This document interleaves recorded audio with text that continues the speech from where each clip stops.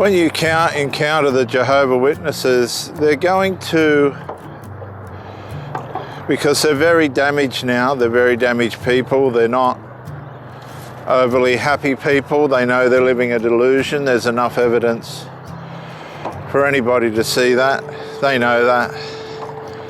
So you're going to run into very defensive people. Now they'll put on the superficial how are you and what's going on facade that they do when you go up to a cart, and I don't recommend you waste your time doing that. They'll point you towards their literature, their propaganda, their deceptive information, and then if you ask questions that in any way challenge their belief and you're not going along with their narrative at that time, they're going to shut you off. They're going to politely direct you to their corrupted website, jw.org, which is theologically corrupted and deceitful. They're going to direct you towards that. And they're going to escape back into their hidey hole, wherever it is, from away from challenges of transparency. They're going to retreat back to their coven. And this is what these kingdom calls need to be called, covens. They're no different to a witch's coven, where they practice all their evils and deceitfulnesses and wrongs and harms. So they go back to the coven. And they'll leave you wondering.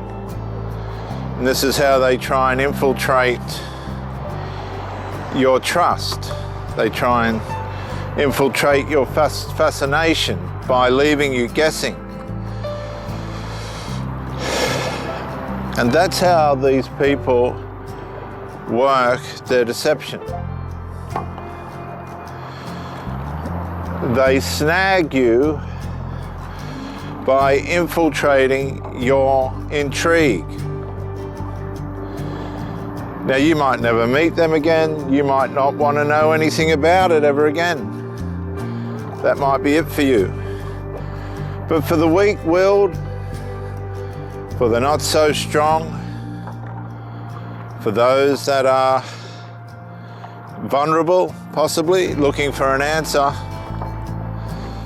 this demonic seed, this deceitful seed, which can get birthed in you, a sense of, I need to know more, I want to know more. You might be completely ignorant of theology, but you feel like you are welcome. That's how these people work. You follow up. They'll follow you up. They are, as far as they can be, very caring, considerate people, which is very sad because they're completely and utterly deceived. And from my position, you just have to let them go. There's nothing really you can do to change that. That's the lifestyle they've chosen. It's a lifestyle choice. Oh, it's 100% a lifestyle choice. There's no excuse.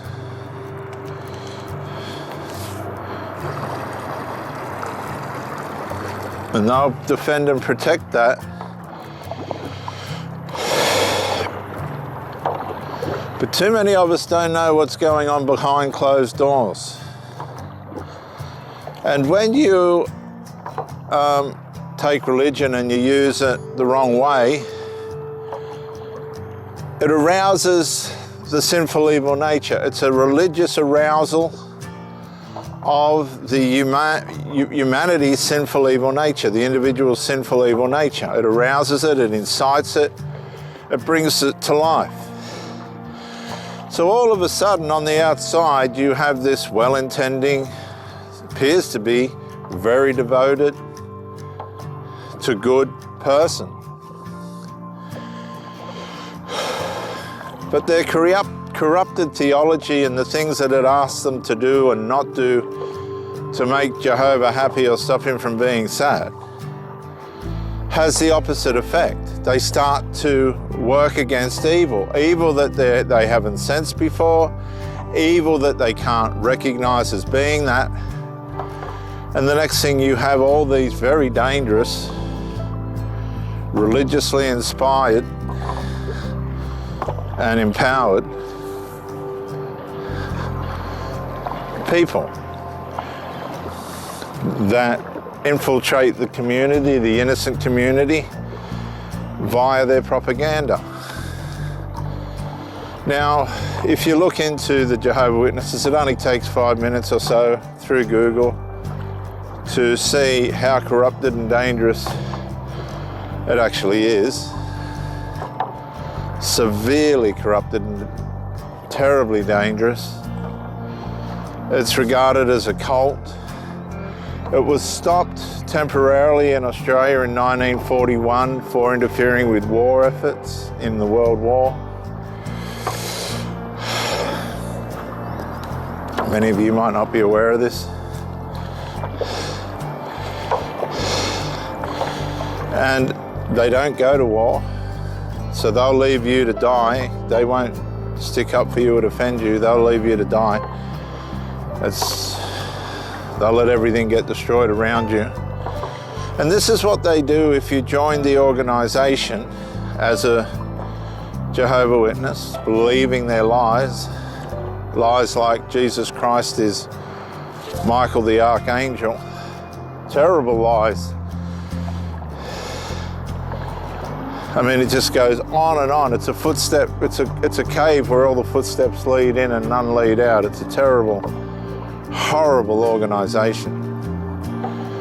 But so beautifully shop-fronted, so beautifully presented.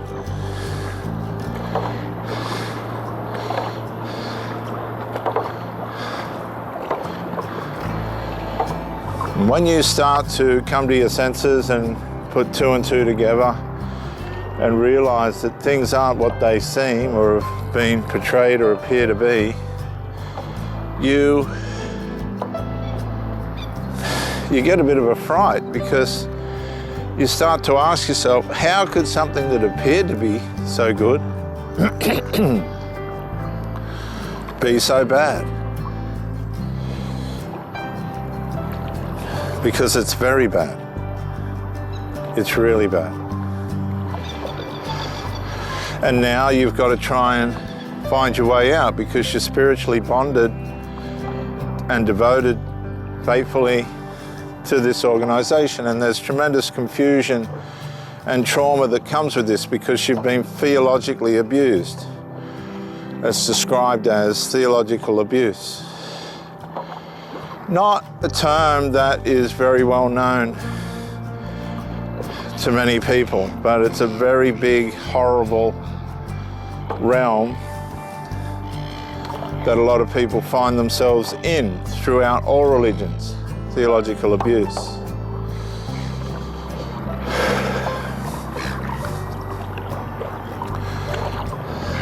Yeah. So how do you repair from that? Well, first you have to accept that you've been lied to. And that's going to give you strength to build from. You can build on that. When somebody's lied to, they'll find power to stay away from the lies, because nobody likes to be lied to. Then once you've instituted the reality of the fact that this is a cult, it's not the organization chosen by God, and as the governing body says, it would be presumptuous, very presumptuous and foolish to believe that, even though that's what they teach.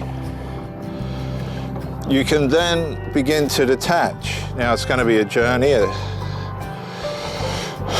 and a complete readjustment, because you'll be infiltrated in your spirit, which they don't believe that you have, and your soul, and that'll impact your body, spirit, soul and body. So you begin to detach, you begin to find answers, you begin to look at things through the lens of honesty. Honesty is a much gentler way of saying truth, just through the lens of honesty.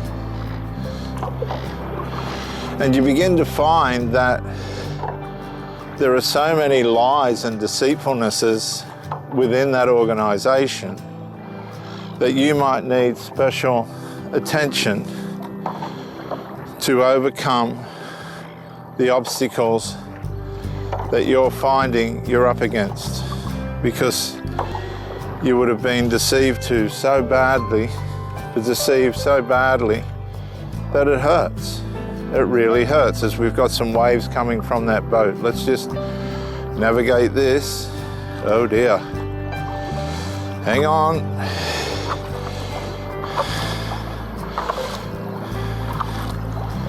Hang on. Here we go. All right, so we got through that little hurdle. And then as you find truth, you'll find freedom. And as you find your freedom, you'll find your health again. But don't underestimate the power of deception, the damage that it does, and how hard it is to find your way back out. I'm Dr. J.W. Morrison, theologist. Thank you for coming by, and bye for now.